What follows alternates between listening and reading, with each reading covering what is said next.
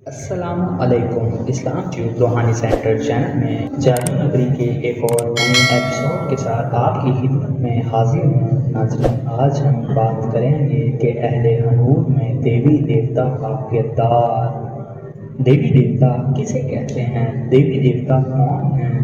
دیوی دیوتا کیا ہوتے ہیں؟ آج ہم ان پر بات کریں تو یہ ایک وسیع علم ہے جسے ہم میتھولوجی کہتے ہیں۔ میتھولوجی بیسیکلی دیوی دیوتاؤں کا شجرہ نسب ہوتا ہے کہ فلاں دیوی فلاں دیوتا، اس کا تعلق کہاں سے ہے، اس کے باپ کا نام کیا تھا، یہ دیوی دیوتا کیسے ہوا، کیا ہوا اور کیسے ہوا، اور ان کی جو ہسٹری ہوتی ہے وہ میتھولوجی کہلاتی ہے۔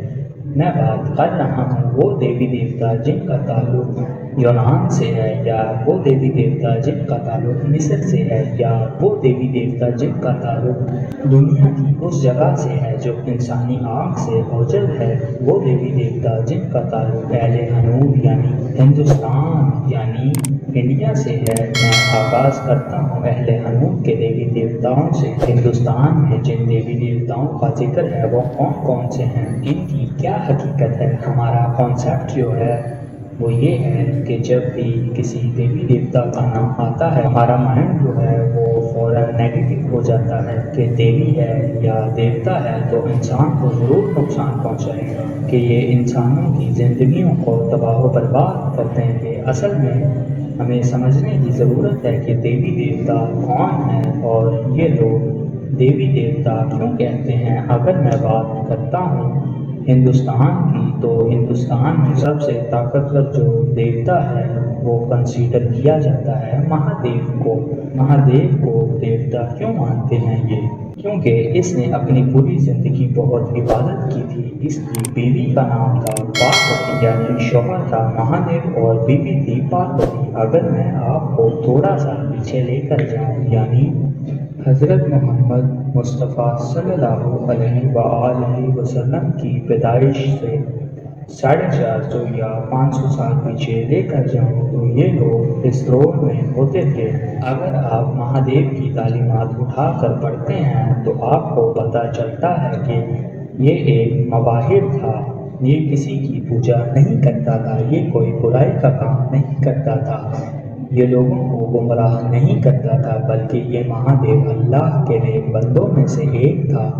اگر ہم ان کی جو تعلیمات تھیں جو یہ اپنی زندگی میں کرتے تھے تو ان میں کہیں بھی شرک کا عنصر نہیں پایا جاتا۔ ایک اور بات، انہوں نے یعنی پاروتی اور مہادیو نے کبھی اپنے بچوں کو اور نہ اپنے شاگردوں کو اور نہ اپنے ملنے والوں کو کبھی نہیں کہا تھا کہ تم ہمیں پوجنا یا ہماری پوجا پاٹ کرنا، بلکہ اس کا تو یہ کانسیپٹ تھا کہ کیوں نہ میں اس کو پوجوں جس کو موت نہ آئے۔ اگر ہم تاریخ پڑھتے ہیں مہادیو کی تو یہ بھی اس سے خدا کی عبادت یا پوجا کرتا تھا جس کو موت نہیں آنی، وہ سوتا نہیں ہے، اس نے پوری کائنات بنائی ہے، وہ تو رب کی ذات ہے، یعنی وہ توحید پرست تھا۔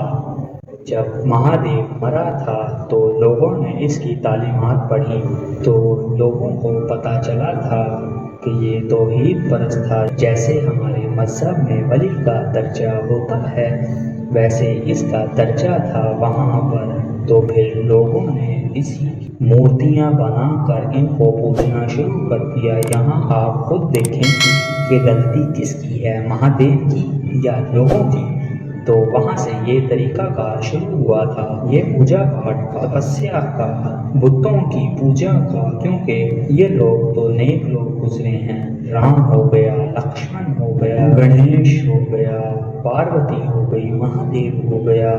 آپ ان کی تعلیمات اٹھا کے خود دیکھ لیں، آپ کو خود سمجھ آ جائے گی میں کیا کہہ رہا ہوں۔ انہوں نے کبھی الٹے کام نہیں کیے۔ ایک اہم بات، یہ وہ لوگ تھے جو ہمارے نبی اکرم صلی اللہ علیہ وآلہ وسلم سے پہلے گزرے ہیں۔ مجھے امید ہے کہ آپ لوگوں کو سمجھ آ گیا ہوگا کہ دیوی دیوتا کسے کہتے ہیں، جو نیک لوگ تھے۔ اور ایک اور بات، اب وہ تو نیک لوگ ہیں اور آپ نے ان کی پوجا پاٹ شروع کر دی اور ان کو پھر غلط طریقے سے استعمال کرنا شروع کر دیا، لوگوں کو نقصان پہنچانا شروع کر دیا، تو یہی لوگوں کو نقصان پہنچا تو پھر یہ طریقہ غلط ہو گیا، یعنی گمراہی کی طرف نکل گئے۔ میرا مطلب ہے کہ اب یہ سیدھے راستے پر نہیں رہے۔ اب میں مہادیو کی طاقت کی بات کرتا ہوں۔ مہادیو نے اپنے بالوں کو نکال کر یعنی توڑ کر ایسے آگ میں پھینکا، مطلب جلا دیا، تو اس سے بھیرو پیدا ہوا تھا۔ کہتے ہیں ہندوستان کے اندر جو بھیرو ہے یہ اعلیٰ طاقت کا مالک ہے۔ جس طریقے سے کالی دیوی اہل ہنور میں یہ اپنے عروج کی طاقت رکھتی ہے، اسی طرح بھیرو عروج کی طاقت رکھتا ہے۔ جس طرح ڈائنوں میں مائی مدھانن عروج کی طاقت رکھتی ہے، اسی طرح بھیرو عروج کی طاقت رکھتا ہے۔ میں نے مائی مدھانن کے حوالے سے مکمل ویڈیو بنا کر اپلوڈ کی ہوئی ہے، اس کا لنک ڈسکرپشن باکس میں ہے، آپ چاہیں تو اسے بھی دیکھ سکتے ہیں۔ کچھ لوگ کہتے ہیں بھیرو جو ہے وہ مہادیو کا ہی ہمسات تھا، کیونکہ یہ اسی کی صورت اختیار کر گیا تھا، اور اس کے بارے میں کہتے ہیں وہ آج تک زندہ ہے۔ یہ جو بھیرو ہو گیا، کالی دیوی ہو گئی، مہادیو ہو گیا، انہوں نے شیاطین سے لڑنے کے لیے اپنے یہ والے روپ دھارے تھے۔ ہم اسی روپ کو غلط کہتے ہیں۔ جس طرح ہمارے مسلمانوں میں اگر کسی کے اوپر شیطان مسلط ہو جاتا ہے تو ہم قرآن کی آیت پڑھتے ہیں یا کوئی ایسا عمل کرتے ہیں جس سے وہ چیز دور ہوتی ہے۔ جس طرح ہم اپنے بزرگوں کے پاس جا کر ان شیاطین سے اپنی جان چھڑواتے ہیں، اسی طرح اہل ہنور میں ہندو ان مہادیو اور کالی دیوی اور بھیرو کے ذریعے ان مائی مدھانن 64 جوگنیاں اور مجنیوں سے جان چھڑواتے ہیں۔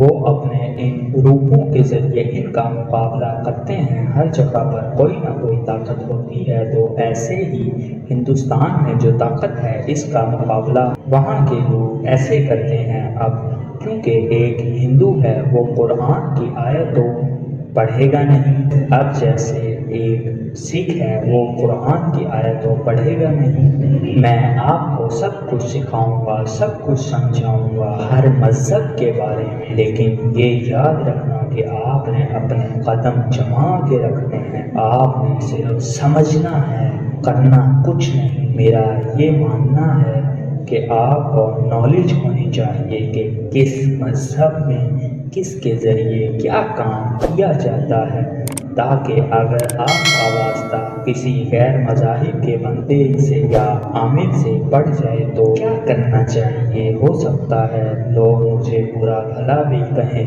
کہ میں یہ کیا بتا رہا ہوں لوگوں کو، لیکن میں حقیقت بتا رہا ہوں، ان کی طاقتوں کے بارے میں بتا رہا ہوں آپ کو، اور پھر علاج بھی بتاؤں گا۔ ہندوستان کے اندر جو دیوی ہے کالی، جسے کالی دیوی کہتے ہیں، کالی ماں بھی کہتے ہیں، کالی ماتا بھی کہتے ہیں، وہ کون ہے اور کس کا روپ ہے، اس کی طاقت کیا تھی، اس کو لوگ کیا سمجھتے ہیں، اس کے بارے میں اگلی ویڈیو میں بتاؤں گا۔ اسی لیے آپ چینل کو سبسکرائب کر لیں تاکہ آپ یہ ویڈیو دیکھ سکیں۔ ملتے ہیں اگلی ویڈیو میں، تب تک کے لیے اللہ حافظ۔